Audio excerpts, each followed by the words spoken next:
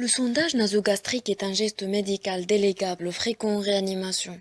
Il consiste en l'introduction d'une sonde gastrique à travers la fosse nasale abouchant au niveau de l'estomac.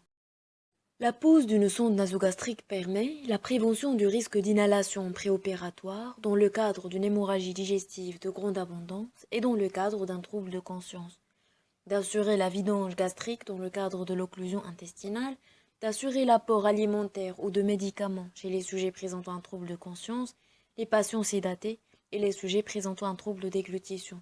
Aussi, elle contribue à la cicatrisation des plaies pharyngées. Les contre-indications de la pose d'une sonde nasogastrique sont faites par le traumatisme crânien, de la face et du cou, qui font discuter la pose par un médecin d'une sonde par voie orale et la présence d'une déviation septale importante ou d'un autre obstacle au niveau de la fosse nasale. Le matériel est fait d'une sonde nasogastrique de 12 à 18 franches, seringue de gavage, sparadrap découpé en moustache, un lubrifiant et un stéthoscope. Après lavage simple des mains, il faut d'abord prévenir le patient. On commence par mesurer la distance entre le lobule de l'oreille et l'arête du nez, puis celle entre le nez et l'appendice xiphoïde.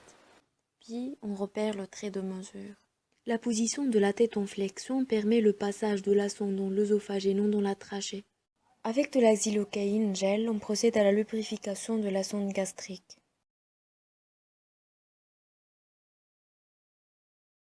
Puis, il faut introduire la sonde dans l'une des narines du patient. On la pousse en arrière et en bas vers le nasopharynx, puis on continue sa progression en douceur vers l'œsophage. Une fois le trait de mesure atteint, on vérifie la bonne position de la sonde en aspirant du suc gastrique par une sonde de gavage. On peut aussi insuffler de l'air dans la sonde et percevoir un gargouillement à l'auscultation de l'épigastre. Elle peut aussi être vérifiée par la radiographie standard.